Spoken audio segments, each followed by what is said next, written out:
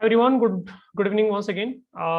So we'll be covering potential energy का general expression in case of dipole in uniform electric field, ठीक है? And we'll also see non-uniform electric field में dipole रखने पे क्या variations and all आएगा, ठीक है? Although बहुत difference नहीं है, only small difference, and non-uniform electric field में dipole is not really kind of part of our syllabus where a lot of emphasis has been given. ठीक है, so बहुत छोटा सा part है that we'll see, है ना? So let's begin with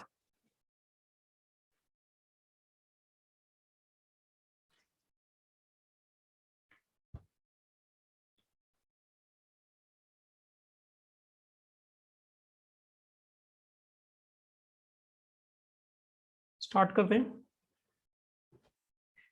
but start करने के पहले क्या ना, मुझे एक बार वर्क डन आपको एक्सप्लेन करना पड़ेगा. हालांकि ऑलरेडी कुछ बच्चों ने पढ़ा होगा पहले भी, बट मैं एक बार फिर से याद दिला देता हूँ कि जब टॉर्क का केस आता है, जहां पर आप किसी बॉडी को रोटेट कर रहे हैं ना टॉर्क लगाकर, तो वहां पे वर्क डन कैसे फाइंड करते हैं मैं थोड़ा सा आपको बता दे रहा हूँ. और मे बी मैं इसको मैं बता ही देता हूँ, फिर नेक्स्ट पेज में कर लेंगे हम लोग, है ना? ठीक है, तो late me right work done using torque. Torque use करके आप वर्क डन कैसे फाइंड करते हैं उसका एक सिंपल अंडरस्टैंडिंग क्लियर कर लेते हैं हम लोग. सो आपके पास क्या, लेट्स से एक kind of may be rod assume कर सकते हैं. ठीक है, सो आपके पास एक रॉड है और इस पॉइंट के अबाउट, है ना, या फिर इस एक्सिस के अबाउट जिसके सेंटर ऑफ मास, या फिर कोई it can be any general point, actually कोई फर्क नहीं पड़ता है. और आपका जो टॉर्क लग रहा है, let's say that torque value is tau. Torque मतलब कंबाइंड, है ना, मतलब जैसे हम लोगों के केस में, डाइपोल के केस में क्या होगा, पॉजिटिव चार्ज पे कुछ फोर्स लग रहा होगा तो पॉजिटिव चार्ज के ऊपर फोर्स लगने की वजह से कुछ टॉर्क का कंट्रीब्यूशन आएगा. नेगेटिव चार्ज पे फोर्स लगा और नेगेटिव चार्ज पे फोर्स लगने की वजह से कुछ टॉर्क का कंट्रीब्यूशन आएगा. कंबाइन करके इवेंचुअली जो टॉर्क मिलेगा हमें बस उस टॉर्क के बारे में स्टडी करना है. तो अगर टॉर्क आपका टाउ लग रहा है, ठीक है, और आपने क्या किया, थोड़ा सा एंगल, है ना, मतलब मान लो ये इनिशियल पोजीशन है रॉड का and then final position rod का मान लो कुछ इस तरह से हो जाता है. ठीक है, तो आपने वेरी स्मॉल एंगल, है ना, मतलब in fact let me write this angle as D theta. Given जो डायरेक्शन है एंगल का, जिस डायरेक्शन में आपने इसको रोटेट किया है और जिस डायरेक्शन में आपने टॉर्क लगाया ना, दोनों अगर सेम है आपके पास, तो आप वर्क डन लिख पाओगे बहुत सिंपल. जैसे हम लोग वहां पर लिखते थे कैसे, फोर्स एफ डी एक्स लिखते थे. ठीक है, अगर फोर्स और डिस्प्लेसमेंट का डायरेक्शन सेम है तो एफ डी एक्स लिख देते थे, राइट? या फिर एफ डी एस, है ना, डिस्प्लेसमेंट अगर ऐसे रिप्रेजेंट किया है और फोर्स का डायरेक्शन डिस्प्लेसमेंट के डायरेक्शन के अलॉन्ग है तो आप एफ डी एस लिख देते थे, राइट? सो एफ डी एस उसी फॉर्म में हमें क्या करना है, फोर्स की जगह will be using torque, so will right torque and ds which is displacement, है ना. तो लीनियर मोशन में की स्टडीज में आपको ds मिलेगा, राइट? रोटेशन के सेंस में क्या हो जाएगा, वो आपका d थीटा हो जाएगा ना. तो आपको टॉ डी थीटा, सो बेसिकली टॉ डी थीटा को इंटीग्रेट करने पे हमें क्या मिलेगा, वर्क डन मिलेगा. बहुत छोटा सा पॉइंट है, ऑलरेडी काफी लोगों ने पहले भी पढ़ा होगा, नहीं पढ़ा is fine, we just have to memorise it and use it for our next page. ठीक है, इसको फटाफट नोट करो एकदम super fast. Torque d theta का इंटीग्रेशन में करना है.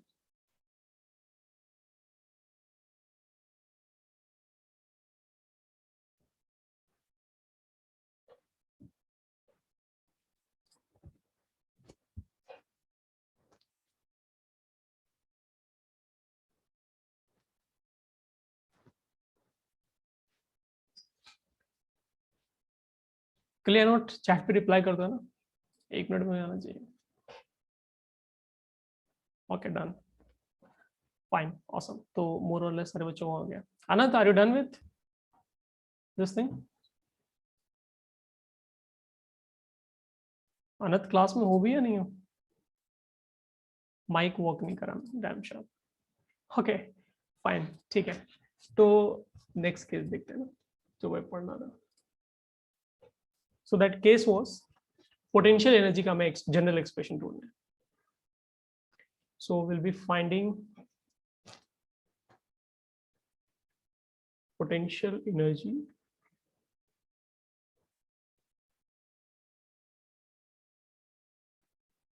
यहाँ पे एक चीज इंटरेस्टिंग होता है काफी.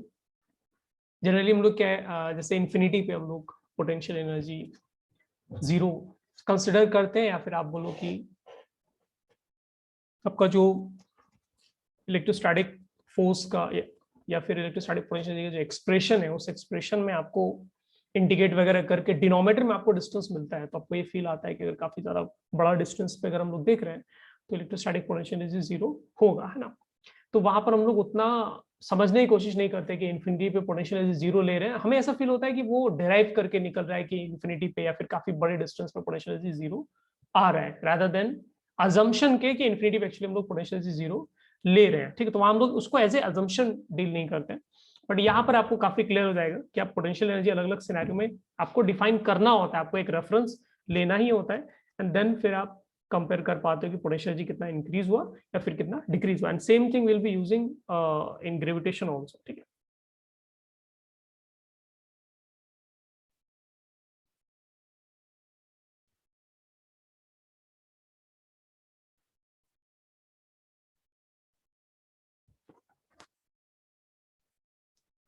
तो बहुत सिंपल केस है, आपको एक डायग्राम ड्रॉ कर रहे हैं यूनिफॉर्म इलेक्ट्रिक फील्ड का। सो मैं फिलहाल सिर्फ 2 इलेक्ट्रिक फील्ड लाइंस बना रहा हूँ सो दैट डायग्राम हौच पौच नहीं हो जाए। और लेट्स से इलेक्ट्रिक डायपोल हो गया आपका, ये नेगेटिव चार्ज, ये पॉजिटिव चार्ज, ठीक है। सो ये इलेक्ट्रिक डायपोल हो गया और इस पे फोर्स लग रहा है और फोर्स का डायरेक्शन में पता है। सो इस पे जो फोर्स लग रहा है या फिर टॉर्क बोल सकते हैं ना, क्योंकि हमें तो टॉर्क एक्सप्रेशन नहीं पता है, तो इस पे जो टॉर्क लग रहा है सब लोगों ने रट्टा मार के रखा है, इनफैक्ट हम लोग ने डिराइव भी किया जा रहा है। सो ये जो टॉर्क का डायरेक्शन आएगा वो इस तरह से आएगा, टॉर्क का डायरेक्शन, ठीक है। सही बोला मैंने, पी क्रॉस ही करना होता है ना आपको, तो सही है, पी क्रॉस ही, तो ये टॉर्क का डायरेक्शन आएगा, राइट। सो बिकॉज टॉर्क इस डायरेक्शन में लग रहा है, तो टॉर्क लगने की वजह से क्या होगा, आपका जो ये डिजाइन है ये रोटेट करेगा। So maybe let's say rotate करके ये सिचुएशन ऐसा हो जाता है, ठीक है। एंड जिस एंगल से रोटेट कर रहे हैं, है ना, लेट्स से मैं उसको बोल रहा हूँ डी थीटा।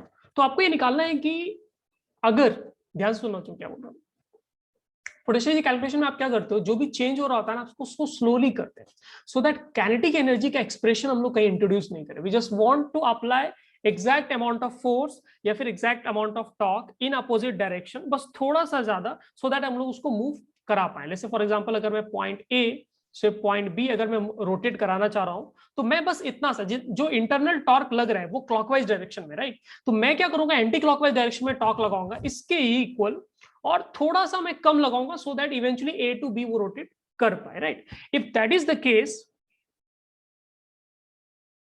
तो फिर आप इंटीग्रेशन करके जो वर्क डन आएगा एक्सटर्नल टॉर्क, बाहर वाले टॉर्क का, ठीक है, वो मैग्नीट्यूड वाइज क्या होगा, इंटरनल टॉर्क के वर्क डन के इक्वल होगा। और आप ऐसे बोल सकते हैं कि जो एक्सटर्नल टॉर्क का वर्क डन आएगा, जैसे हम लोग वहां पर बोलते थे वर्क फॉर एनर्जी चैप्टर में, कि एक्सटर्नल फोर्स का जो वर्क डन आएगा वो आपका पोटेंशियल एनर्जी में कन्वर्ट हो जा रहा है। बिकॉज क्या हो रहा है कि आप इवेंचुअली चीजों रोटेट कर रहे हैं, रोटेट करने की वजह से क्या है, पहले जो डायपोल का ओरिएंटेशन था कंपेयर टू इलेक्ट्रिक फील्ड, अभी जो डायपोल का ओरिएंटेशन है कंपेयर टू इलेक्ट्रिक फील्ड, दोनों डिफरेंट है। एंड पोटेंशियल एनर्जी क्या है, because of shape, because of size, because of height, because of arrangement, ये जो डिफरेंस आपका हो जाता है एक अरेंजमेंट से दूसरे अरेंजमेंट को बनाने में, कुछ ना कुछ आपको एनर्जी देना पड़ेगा या फिर आपको एनर्जी मिलेगा। So in short, work done will write as integration tau d theta, ठीक है। ये हो गया आपका वर्क डन का मैग्नीट्यूड। और टॉर्क का वैल्यू आपको, टॉर्क का मैग्नीट्यूड आपको ऑलरेडी पता है, राइट। एक काम करता हूँ मैं इसमें क्लियर कर देता हूँ ना, ये जो टॉर्क है आपका इंटरनल टॉर्क है, so I wanted to write external torque, हमें क्या अपोजिट डायरेक्शन में टॉर्क लगाना पड़ेगा। So let me rewrite couple of things. So एक काम कर लेते हैं, इस डायग्राम को बड़ा कर लेते हैं पहले तो, ठीक है, और कुछ चीजें इसमें डिलीट कर देते हैं, ठीक है। लेट मी जस्ट फिर से मैं आपको एक्सप्लेन कर रहा हूँ क्या करना चाहिए। या सो ये इंटरनल टॉर्क है, ठीक है, maybe I will just write it as internal, ठीक है, इंटरनल टॉर्क हो गया। तो हमें क्या करना है, इसके अपोजिट डायरेक्शन में टॉर्क लगाना है। सो लेट्स से इस डायरेक्शन में हम टॉर्क लगाएंगे और ये जो टॉर्क हो जाएगा ये एक्सटर्नल टॉर्क हो जाएगा, या फिर I will simply write it as tau, ये जो हम लोग लगा रहे हैं एक्सटर्नल, और maybe we should write, लिख देते हैं सो दैट कंफ्यूजन नहीं, एक्सटर्नल टॉर्क हो गया, ठीक है। एंड कहीं से तो आपको एंगल देखना पड़ेगा, कहां से एंगल आप मेजरमेंट करें। सो सबसे ज्यादा प्रैक्टिकल हॉरिजॉन्टल से, तो हॉरिजॉन्टल से हम लोग एंगल दोनों सिचुएशन का देख लेते हैं, ठीक है। सो ये हॉरिजॉन्टल है आपका, थोड़ा बड़ा कर देता हूँ, ठीक है। सो एक सेकंड बच्चों, थोड़ा सा डायग्राम एक्सटेंड कर, ठीक है, तो हो क्या रहा है, हॉरिजॉन्टल से अगर आप देखोगे और लेट्स से ए से बी ले जा रहे हैं ना, बट एंटी क्लॉकवाइज ले जाते हैं, जिस डायरेक्शन में टॉर्क लगा रहे हैं ना उसी डायरेक्शन में हम लोग एंगल मेजरमेंट देखते हैं, उसी डायरेक्शन में हम लोग डिस्प्लेसमेंट देखते हैं, तो हम लोग को ज्यादा समझ में आएगा। ठीक है, क्योंकि विजुअली क्लियर हो जाता है वो। ठीक है, so let me write this position as A. So A से हम लोग बी लेकर जा रहे हैं। ठीक है, ए से बी रोटेट कर रहे हैं एंड जो एंगल है हमारे पास, इनिशियल एंगल जो हॉरिजॉन्टल से है पोजीशन ए का, दैट इज θ1, और रोटेट करके जो हम लोग फाइनल एंगल ले जा रहे हैं, लेट्स से वो θ2 है। ठीक है, तो एंटी क्लॉकवाइज डायरेक्शन में रोटेट कर रहा हूं मैं, और एंटी क्लॉकवाइज डायरेक्शन में ही मेरे टॉर्क की वजह से सेंस ऑफ रोटेशन आएगा। सो दोनों का डायरेक्शन सेम है, तो डी थीटा भी क्या होगा, मेरा एंटी क्लॉकवाइज डायरेक्शन में ही होगा। So now I can comfortably write work done by external force torque as torque external D theta, और टॉर्क एक्सटर्नल का वैल्यू हो जाएगा, मैग्नीट्यूड वाइज वैल्यूज आपको इक्वल मिलेंगे। So that will write as PE sine theta, है ना, ये formula था, सबको याद होगा ना, P sine theta. Theta is any general angle, है ना, मे बी आप ऐसे बोल सकते हो कि मान लो किसी जनरल एंगल ये थीटा है, और यहां से आप क्या कर रहे हैं, थोड़ा सा और आगे रोटेट कर रहे हैं, विच इज डी थीटा। ठीक है, so I hope this part is clear. So PE sine theta d theta में लिखना है। अब लिमिट की बात करो आप, तो इनिशियल जो पोजीशन है आपका, उसमें एंगल थीटा क्या है, θ1। फाइनल पोजीशन जो बी है वहां पे थीटा एंगल क्या है, θ2 है, राइट। और इंडिकेशन आप नोटिस करना, पी का वैल्यू क्या है, डायपोल मोमेंट है, उसका वैल्यू फिक्स है, कांस्टेंट है, मैग्नीट्यूड की बात कर रहे हैं। ठीक है, electric field again uniform electric field है, तो उसका भी मैग्नीट्यूड कांस्टेंट है। सो पी और ई आप दोनों बाहर कर लो। सो आपको सिंपली इंडिकेशन लिखना है साइन थीटा का इंडिकेशन, है ना। और आप लोगों को सभी को याद होगा, सॉरी, साइन थीटा का इंडिकेशन कितना होता है बच्चों, बताओ फटाफट, किसको डिफरेंशिएट करने से साइन थीटा आता है, ऐसे सोच लो, तो माइनस कॉस थीटा को डिफरेंशिएट करने से आपको साइन थीटा मिलेगा। ठीक है, कुछ हाँ, चैट पे reply, good. So minus cos theta होता है integration, right. So let me use it, so will write PE minus cos theta. यहाँ पे ध्यान से देखना है ना, सारा डायग्राम मैंने बड़ा सा बनाया है सिर्फ इसलिए कि आप समझ पाओ कि हम लोग कहां से कहां जा रहे हैं और क्या लिमिट्स रख रहे हैं। सो आप लोअर लिमिट रखेंगे θ1, अपर लिमिट रखेंगे आप θ2, यहाँ तक तो कोई दिक्कत नहीं है। अब कॉस के अंदर आप उसमें वैल्यूज डालना स्टार्ट करते हो, राइट पीई, फिर आप लिखोगे minus cos upper limit which is θ2, फिर एक यूनिवर्सल माइनस साइन आता है जो आप अपर लिमिट और लोअर लिमिट रखने के बीच में रखते हो। ठीक है, then right, then you use lower limit, तो माइनस कॉस θ1। ठीक है, ऐसे लिखेंगे हम लोग। इसको थोड़ा अरेंज करोगे तो हो जाएगा पीई कॉस थीटा, और मैं भी एक काम कर रहा हूँ, मैं माइनस बाहर निकाल दे रहा हूँ, तो उससे पैटर्न थोड़ा फिट हो जाएगा। माइनस बाहर निकाल दूँ तो you can write cos θ2 shift minus cos θ1। ठीक है, हम लोग ऐसे लिख सकते हैं। तो this is work done by external torque या फिर एक्सटर्नल फोर्स आप बोल सकते हैं। ठीक है, तो ये जो वर्क डन है, अब हम लोग इसको पोटेंशियल एनर्जी के बारे में डिस्कस करते हैं। ठीक है, तो ये जो वर्क डन एक्सटर्नल किसी ने लगाया और किया और डायपोल को रोटेट किया और एक डिफरेंट एंगल से वो डिफरेंट एंगल पे डायपोल को लेकर गया, so this work done will be equal to change in potential energy ना। ये तो बहुत पहले से हम लोग पढ़ के रखे हम लोगों ने, तो चेंज इन पोटेंशियल एनर्जी का इक्वल हो जाएगा। So change in potential will be minus PE cos θ2 minus cos θ1। ठीक है, अब चेंज इन पोटेंशियल एनर्जी होता है, it is always final potential energy minus initial potential energy. तो आपको लिखना पड़ेगा बच्चों, यहाँ पे ध्यान से देना, work done equal to change in potential energy आएगा, work done equals to potential energy नहीं आएगा। ठीक है, चेंज इन पोटेंशियल, यानी पहले कुछ पोटेंशियल एनर्जी होगा डिजाइन का, फिर उसमें कुछ इंक्रीज या डिक्रीज होगा, उसके इक्वल आएगा, the difference we have to consider. ठीक है, so final potential energy minus initial potential energy आपको लिखना पड़ेगा। मैं इसको अरेंज कर रहा हूं फिर से, I can write it like this, right, minus PE cos θ2 and minus cos, sorry, minus PE cos θ1, है ना। हम लोग इसको ऐसे लिख सकते हैं। ठीक है, अब ध्यान से देखना, तुमको देख के ऐसा फील हो रहा होगा कि अगर हम लोग initial position, obviously theta angle θ1 angle पे के इंक्लिनेशन पे था, राइट, आपका डायपोल। सो अगर आप ऐसे सोच सकते हो कि इनिशियल पोटेंशियल एनर्जी ये पार्ट है विच इज माइनस, फॉर्मेट देखो क्या है ना, माइनस पीई कॉस θ1। ठीक है, एंड फाइनल पोटेंशियल एनर्जी आपका ये part which is minus PE cos θ2। तो अगर आप साइड बाय साइड कंपैरिजन करते हैं तो आप फिर कॉन्फिडेंस के साथ बोल सकते हैं कि potential energy at any general angle theta, I can write it as minus PE cos theta. ये फॉर्मेट मैंने पिक किया ब्रैकेट के अंदर से, माइनस पीई कॉस थीटा। और माइनस पी कॉस थीटा को, और I can write it like this, potential energy at any angle theta I can write it as P cos theta. ध्यान से देखो ना, पी क्या है आपका डायपोल मोमेंट वेक्टर का मैग्नीट्यूड है, राइट। ई क्या आपका इलेक्ट्रिक फील्ड या फिर इलेक्ट्रिक फील्ड इंटेंसिटी मैग्नीट्यूड का वेक्टर का मैग्नीट्यूड, राइट। आप क्या है ना, इसको डॉट प्रोडक्ट के फॉर्म में लिख सकते हो। So you can right P dot E, ठीक है, आप ऐसे लिख सकते हो। और ये फॉर्मेट काफी ट्रेंड में, ठीक। सो ये काफी यूजफुल फॉर्मेट है, सो मेक श्योर आप इसको ध्यान में रखें। कुछ ऑब्जर्वेशन है जो आप इसमें इसको इस बिल्कुल, और ये this is very very important formula, बहुत सिंपल फॉर्मूला और काफी इंपॉर्टेंट है। इसको नोट करो बच्चों फटाफट। इसमें कुछ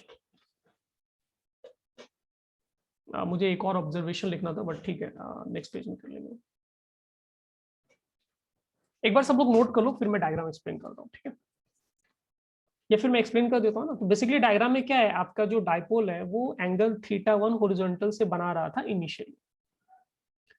फिर क्या गया, मैंने एक्सटर्नल टॉर्क लगाया और उसको एंटी क्लॉकवाइज रोटेट किया, और फाइनली मैं उसको थीटा 1 से थीटा 2 एंगल पर लेकर गया, दैट्स इट। और थीटा जो मैंने बनाया दैट इज कि अगर आप बीच में कोई एक जनरल डायपोल का पोजीशन इमेजिन करोगे, तो उसका हॉरिजॉन्टल से कुछ एंगल होगा जिस थीटा, और थोड़ा सा और आगे रोटेट करोगे तो वो थोड़ा सा जो आपने रोटेशन किया, थोड़ा सा जो आपने रोटेट किया, उसकी वजह से जो एंगल आपने कवर किया that will be D theta. Simple, वो इंटीग्रेशन के लिए मैंने रखा है, ठीक है। अभी clear Vivek, is it clear now?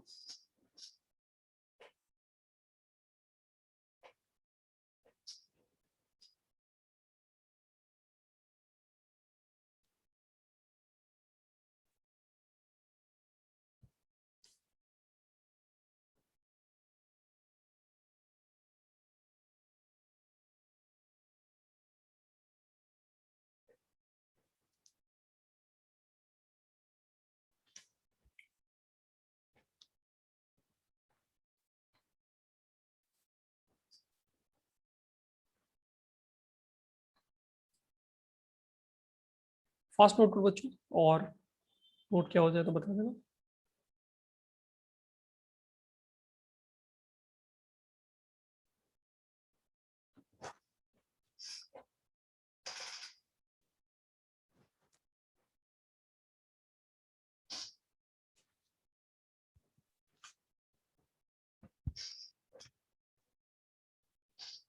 किसी को कुछ ऐड करना है इसमें या फिर कुछ डिस्कस करना है तो लेट मी नो।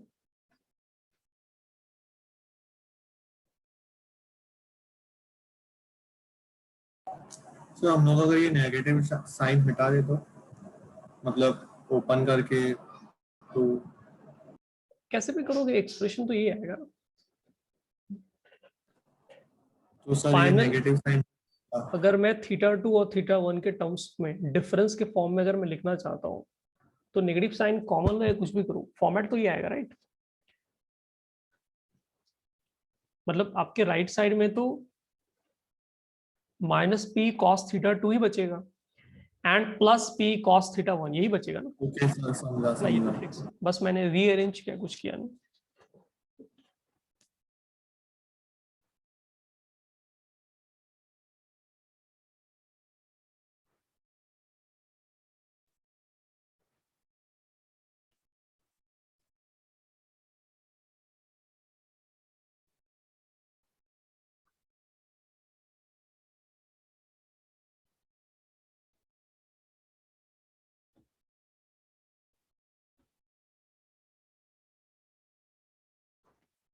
ओके बच्चों, नोट कर लिया सब लोगों ने? किसी ने नहीं किया तो चैट पे रिप्लाई कर दो।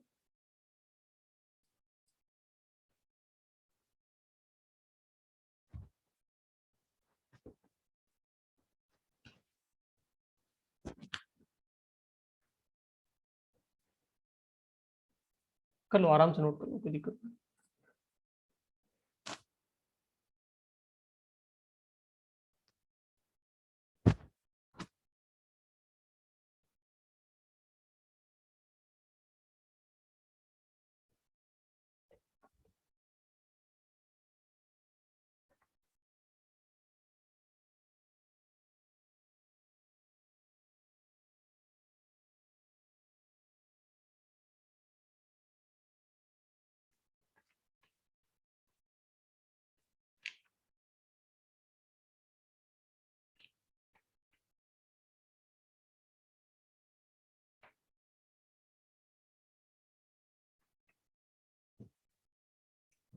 आई होप आप सब लोगों ने नोट कर लिया होगा ना। भाविक डन?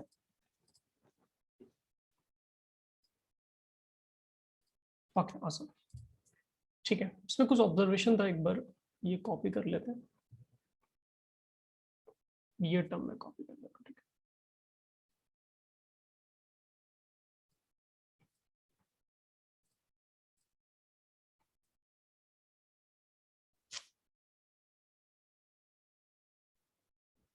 इस एक्सप्रेशन को एक बार ध्यान से देखना, मैं क्या करना चाह रहा हूँ। तो मैंने कंपेयर करके आपको बताया, अब दूसरे तरीके से सोचो आप। अगर मैं ऐसे अज्यूम करता हूं कि हमारे पास जो इलेक्ट्रिक फील्ड लाइन है, इनिशियल पोजीशन जो है डायपोल का, वो मैं ले रहा हूं जिसमें ये टर्म जीरो हो जाए। ये टर्म देखो, ये टर्म अगर हमें जीरो करना है तो थीटा वन का वैल्यू कितना रखना पड़ेगा? If theta one is 90 degrees, है ना, देन ये टर्म क्या आएगा हमारा, देन इसका वैल्यू क्या आ जाएगा? जीरो हो जाएगा, right. So it means initial position अगर मैं रखता हूं ऐसा 90 डिग्रीज, है ना, तो 90 डिग्रीज में हमें ऐसे पिक्चर बनाना पड़ेगा। ये नेगेटिव चार्ज हो गया, पॉजिटिव चार्ज हो गया, डायपोल का पोजीशन हो गया इनिशियली, है ना। सो क्लियरली जो एंगल है हॉरिजॉन्टल से, that is 90 degrees, right. If that is the case, है ना, तो आप क्या कर रहे हैं बेसिकली, अगर आप ये अज्यूम करते हैं कि if for theta one equals to 90 degree, theta one equals to 90 degrees, आपका पोटेंशियल का जो एक्सप्रेशन अगर वो जीरो है, देन एट एनी एंगल, है ना, आप यहां से खुद ही देख पाओगे आपका क्या हुआ, initial potential G left side में, ध्यान से देखो, then at any angle theta, आप इसको फिर से लिख लो, फाइनल पोटेंशियल जी क्या है, एट एनी एंगल थीटा है, तो जनरल पोटेंशियल जी लिख दिया यू, मतलब किसी भी एंगल थीटा पे कुछ पोटेंशियल जी होगा, which I don't know, let's say U लिख दिया मैंने।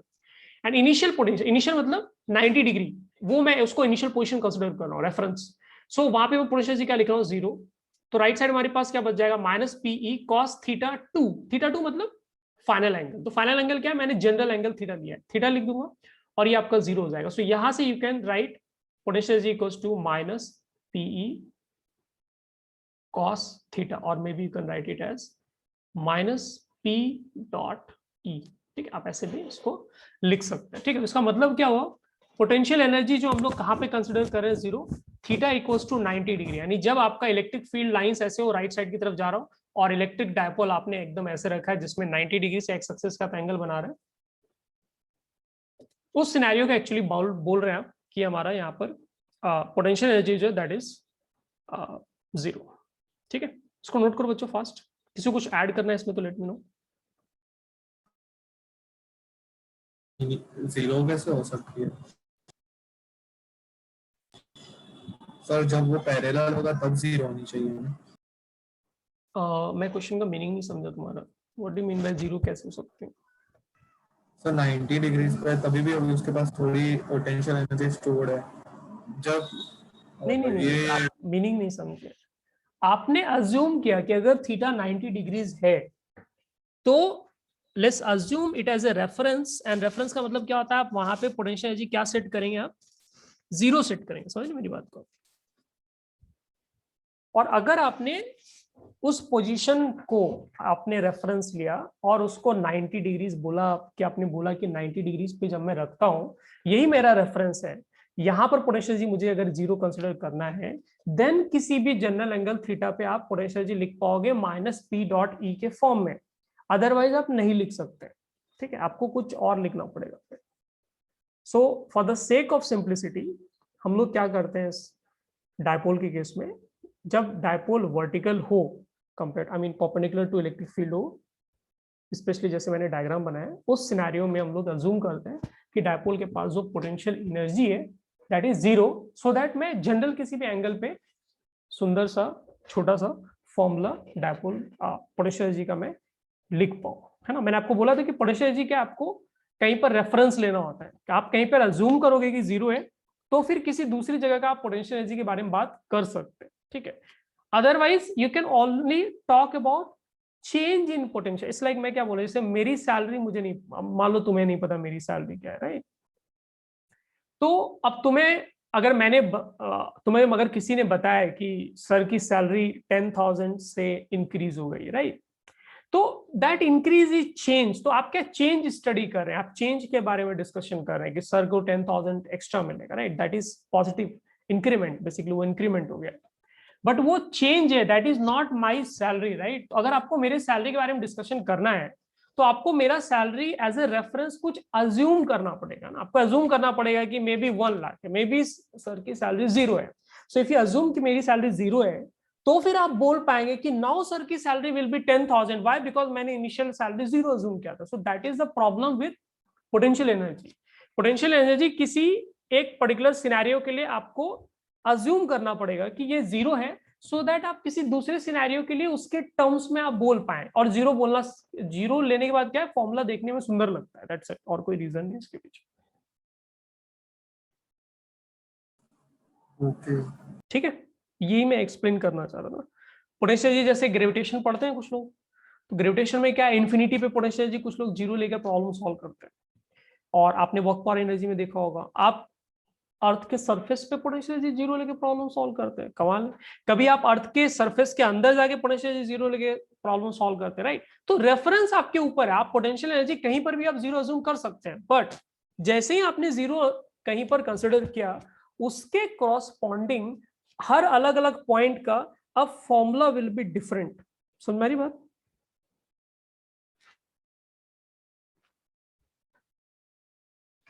सो आपने कहां पर 0 अज्यूम किया है उस पर डिपेंड करता है कि आपका किसी, अब बेसिकली आपका फॉर्मूला का format, oh my God sorry, formula का फॉर्मेट आपका क्या आएगा, इट एंटायरली डिपेंड्स ऑन कि आपने पोटेंशियल एनर्जी 0 कहां पर कंसिडर किया। You have freedom to consider it anywhere, but obviously लोग वहां कंसिडर करेंगे जहां पे प्रॉब्लम या फिर फॉर्मूला देखने में सुंदर लगता है, इजी लगता है, जिससे लोग, जिसको लोग झेल पाए, जिससे डील कर पाए, राइट?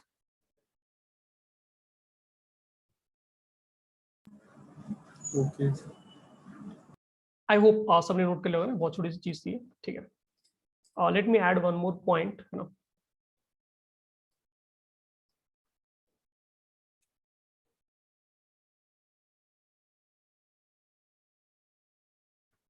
डायपोल का हम लोगों ने प्रीवियस क्लास में केस पढ़ा था, जिसमें 2 पोजीशन मैंने आपको दिखाए थे, जहां पर आपके डायपोल के ऊपर not only net force but net torque भी 0 था, ठीक है। So let me draw it for you again. But उसमें से जो एक केस है वो आपका है स्टेबल केस, और एक है आपका अनस्टेबल केस, ठीक है। तो एक सिनेरियो ये हो गया जो इलेक्ट्रिक फील्ड के डायरेक्शन में आपका डायपोल मोमेंट वेक्टर है, और दूसरा सिनेरियो ये हो गया जिसमें डायपोल मोमेंट वेक्टर का इलेक्ट्रिक फील्ड के अपोजिट है, ठीक है। आप यहाँ पर आप सोचो कि कैसे डिसाइड करते हैं कि कोई भी चीज स्टेबल इक्विलिब्रियम में है या अनस्टेबल इक्विलिब्रियम में। तो उसका तरीका बहुत सिंपल होता है, आप उसको क्या करो, थोड़ा सा रोटेट कर दो। सो लेट्स से मैं इसको थोड़ा सा इधर मैंने रोटेट कर दिया, ठीक है। जैसे ही मैं रोटेट करूंगा, एक्चुअली टॉर्क लगना इस पे स्टार्ट होगा, और वो टॉर्क लगेगा अपोजिट डायरेक्शन में, ठीक है। इसका मतलब डायपोल को वापस ओरिजिनल सिचुएशन में लाने की कोशिश होगी। बट सेकेंड सिनेरियो में जैसे आप रोटेट करोगे, कैसे भी रोटेट कर सकते हैं, राइट? सो चलो एंटी क्लॉकवाइज ही रोटेट कर लेते हैं। तो थोड़ा सा मान लो आपने इसको रोटेट कर दिया इस तरह से, आपने ऐसे रोटेट कर दिया, ठीक है। जैसे ही आपने उसको थोड़ा सा रोटेट किया, आप क्लियर देख सकते हो, पी क्रॉस, यहाँ पे एक्सप्रेशन लगा के देखो, यहाँ पे जो टॉर्क डेवलप होगा वो क्या होगा आपका, उसी डायरेक्शन में टॉर्क डेवलप। तो फर्स्ट केस में क्या हो रहा है, वापस आई मीन जो इलेक्ट्रिक फील्ड है वो उसको वापस ला रहा है उसको ओरिजिनल पोजीशन पे। बट सेकंड केस में क्या हो रहा है, जिस डायरेक्शन में आपने उसको डिस्टर्ब किया उसी डायरेक्शन में वो कंप्लीटली डिस्टर्ब हो जाएगा, ठीक है। सो ये जो फर्स्ट केस है, this is your stable equilibrium,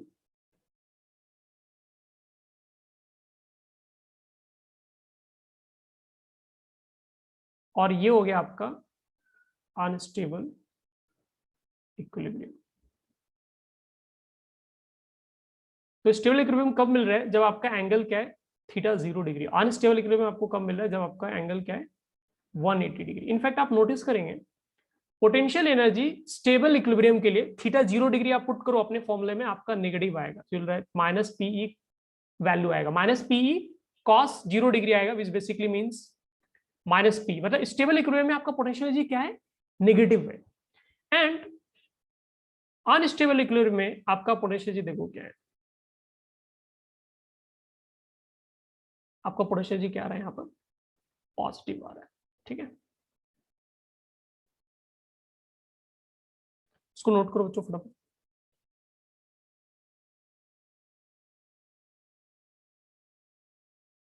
obviously दोनों केस में नेट फोर्स है ना, दोनों ही केस में इनिशियली नेट फोर्स 0 है और नेट टॉर्क 0, यानी जब आप हॉरिजॉन्टल रखते हो तो दोनों ही चीजें 0 है। एंड इसलिए हम लोग बोल रहे हैं कि इक्विलिब्रियम में है। इक्विलिब्रियम में होने का मतलब ये होता है कोई भी ऑब्जेक्ट पे नेट फोर्स, टोटल फोर्स भी 0 होना चाहिए and net torque should also be 0। Sir force तो हर पॉइंट पे 0 ही है ना फोर्स। हाँ, यूनिफॉर्म इलेक्ट्रिक फील्ड के केस में, यूनिफॉर्म इलेक्ट्रिक फील्ड के केस में आपका हर पॉइंट पे फोर्स 0 एवरेज, ये तो मैंने पहले भी आपको बताया था, राइट? इसका मतलब हर पॉइंट नहीं नहीं, इक्विलिब्रियम के लिए क्या है, आपको Translation. दोनों कंडीशन रिक्वायर्ड होता है, टॉर्क भी 0 होना चाहिए। ठीक है,